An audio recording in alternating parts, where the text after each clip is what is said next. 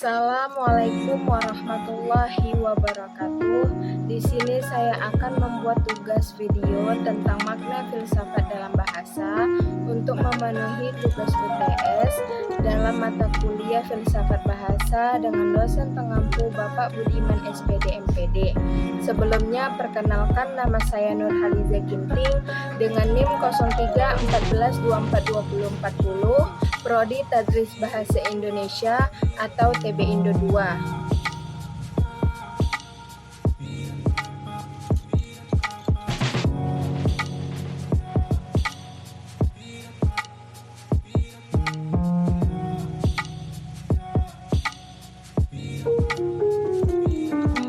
Nah, sebelum memasuki materi yang pertama, di sini kita akan mengetahui dulu apa sih arti filsafat bahasa itu.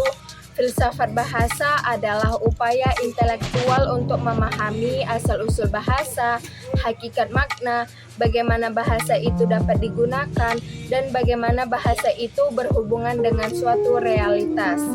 Hal ini dapat membentang melintas batas-batas logika, epistemologi, filsafat pikiran, linguistik, hingga juga psikologi. Filsafat bahasa itu bukan sekedar cabang ilmu, tetapi atau melainkan inti dari pemahaman kita tentang manusia itu sendiri.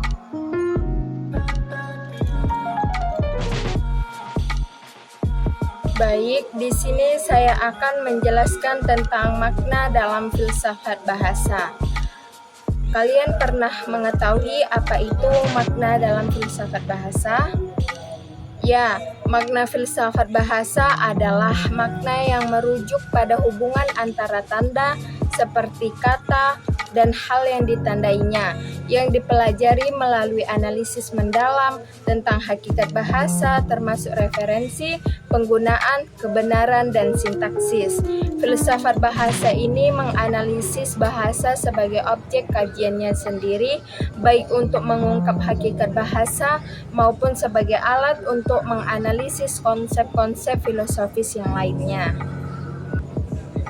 Ada beberapa konsep utama makna dalam filsafat bahasa. Yang pertama, adanya hubungan tanda dan rujukan. Makna dipahami sebagai hubungan antara sebuah tanda, kata atau simbol, dan objek atau konsep yang diacu oleh tanda tersebut. Yang kedua, adanya analisis linguistik, yaitu filsafat bahasa itu menggunakan pemikiran dan juga realitas. Tanpa bahasa, gagasan filsafat tidak dapat diungkapkan atau dipahami. Yang keenam, adanya batas makna. Batas makna itu adalah batas bahasa, yang dimana batas dunia pemikiran dan juga realitas. Untuk memperluas pemahaman, diperlukan kecakapan bahasa yang lebih baik lagi.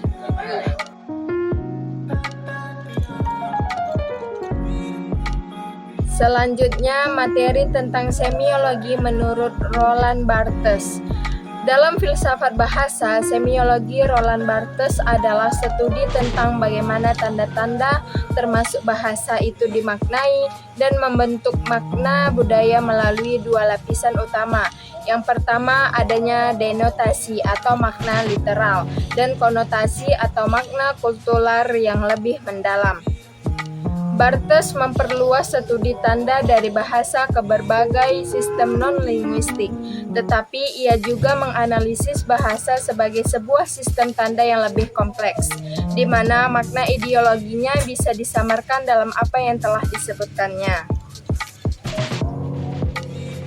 Selanjutnya ada implikasi dalam filsafat bahasa menurut Roland Barthes. Barthes menjadikan bahasa tidak hanya sebagai alat komunikasi, tetapi juga sebagai medium yang menyimpan dan menyebarkan makna-makna kultural dan ideologis. Ia menunjukkan bahwa ketika kita menggunakan bahasa, kita tidak hanya menyampaikan informasi yang literal, tetapi juga secara tidak langsung mengaktifkan konotasi dan ideologi yang melekat pada kata-kata tersebut. Melalui analisis semiotika, Barthes membuka kemungkinan untuk mengkritisi bagaimana bahasa itu digunakan untuk menciptakan dan mempertahankan ideologi dan pandangan dunia pada tertentunya. Semiotika filsafat bahasa menurut Ferdinand de Saussure. Menurut Ferdinand de Saussure, semiotika filsafat bahasa adalah kajian tentang bahasa sebagai sistem tanda yang terdiri dari dua bagian utama, yaitu penanda dan juga petanda. Hubungan antara keduanya bersifat arbitrer dan didasarkan pada konvensi sosial. Saussure juga membedakan antara sistem bahasa yang kolektif dan juga tuturan individu, serta pentingnya analisis sinkronik atau bahasa yang satu waktu dan diakronik atau perubahan bahasa sepanjang waktu. Semiotika sebagai studi tentang tanda. Saussure menyebut dalam kajiannya sebagai semiologi yang berfokus pada studi semua sistem tanda dalam kehidupan sosial, termasuk bahasa, sistem tulisan, ritual, dan sinyal militer. Hubungan arbitrer antara penanda dan petanda, yaitu penanda adalah atau merupakan bentuk fisik dari tanda seperti bunyi suara dari sebuah kata. Kalau petanda itu merupakan konsep atau gagasan yang muncul di benak kita ketika kita mendengar penanda tersebut atau konsep tentang suatu tanda. Hubungan antara penanda dan petanda yang bersifat arbitrer karena tidak ada hubungan alamiah antara kata tersebut dan konsep itu sendiri, tetapi adanya hubungan tersebut diciptakan melalui kesepakatan sosial. Demikianlah materi yang dapat saya sampaikan di dalam video ini.